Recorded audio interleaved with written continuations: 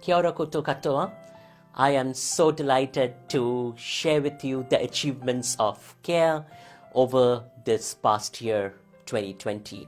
Now, 2020 has been an eventful year for many of our communities, our key stakeholders, our community advocates and activists, and certainly for our team here at CARE.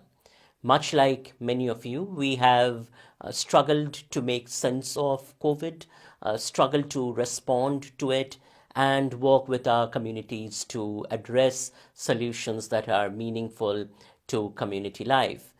In the earliest part of the pandemic, we started working in many of our communities at the global margins, be it in India, be it in Singapore, or be it in Aotearoa, New Zealand, trying to identify the key problems felt at the margins and working together with the margins, particularly with our advisory groups at the margins, to identify potential solutions and implement those solutions.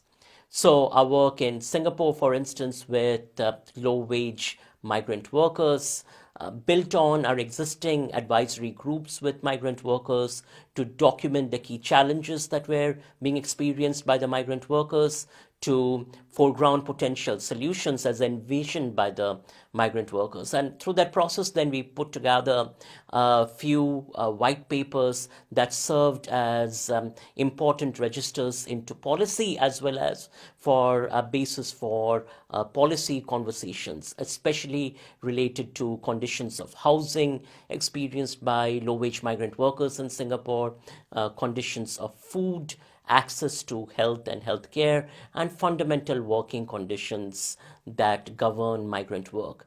A lot of the work that we did within that context involved not only participating in a research framework that was built by the advisory group of low-wage migrant workers, but also supporting our migrant worker community with translation work, with identifying information resources, and connecting with certain key stakeholders. One of the things that the COVID context made pretty evident, particularly with respect to our ongoing partnerships and relationships with low-wage migrant workers in Singapore, was the importance of thinking through and disrupting the traditional definitions of what is research and turning research as a tool in the hands of the community, and also turning the processes of academic expertise in the hands of the community to generate articulations into knowledge systems that bring about change through the presence of the voices of those at the margins of the margins.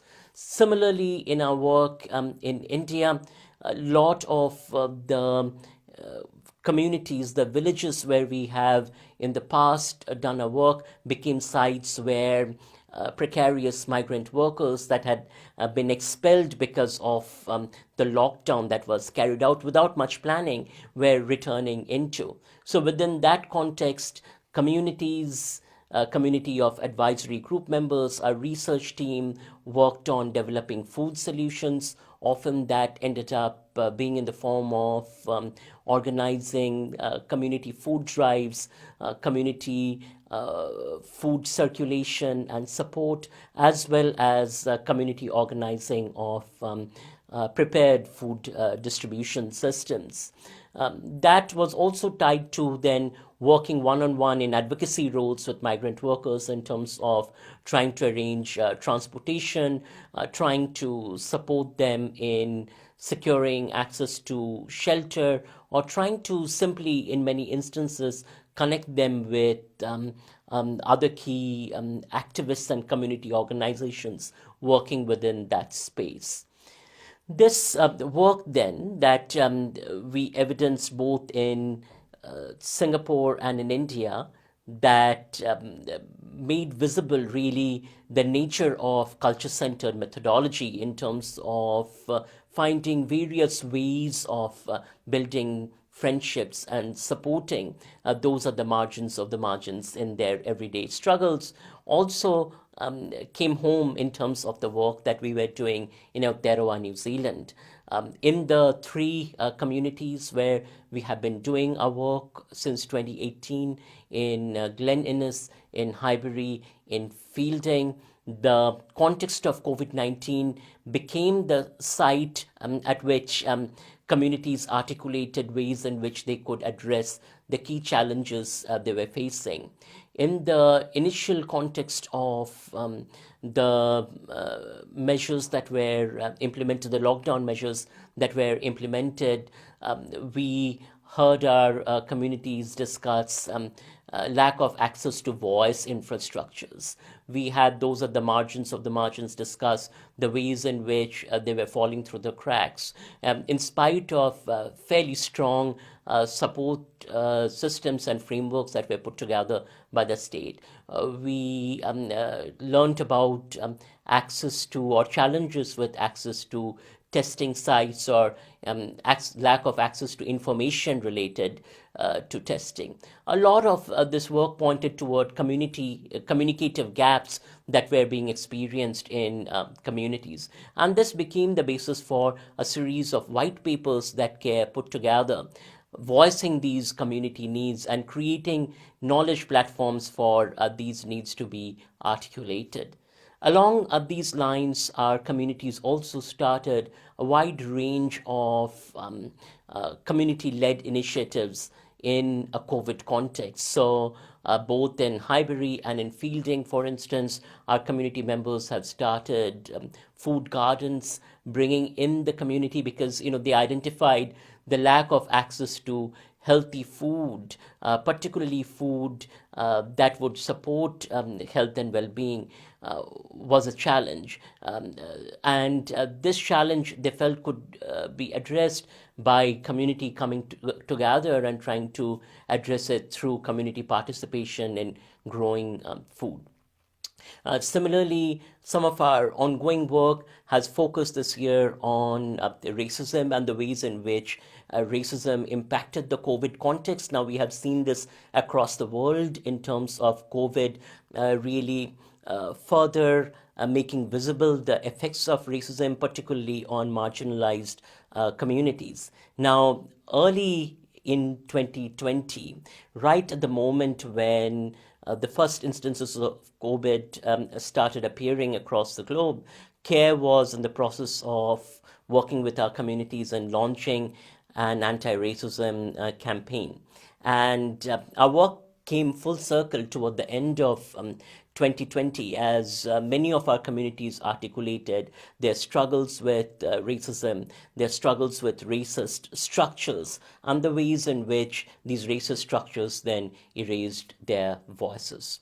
As we wrap up 2020, I feel grateful. I feel grateful to our research team, to our media production team, as well as to our project team. I feel grateful to Massey University and the Massey Business School for the ongoing support of CARE.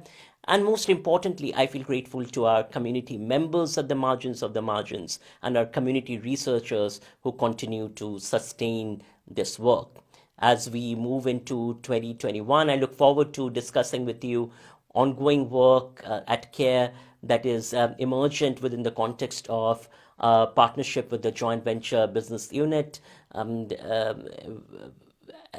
New Zealand, particularly working with the prevention of sexual violence and family violence in diverse communities, specifically migrant communities, disabled communities, aging communities, and rainbow communities. So this is going to be an exciting piece of work, looking forward in 2021, and also looking forward to continue to build sustaining communities that sustain spaces for structural transformation through their presence in discursive spaces and platforms. As with your participation in our platform, I want to thank you with regard to the various conversations we have held on this very platform on Facebook, as well as on our other digital media. We have had a COVID-19 lecture series that has seen many of you join in the conversation. We have seen academics, activists join into various conversations related to COVID-19. We look forward to continuing this work.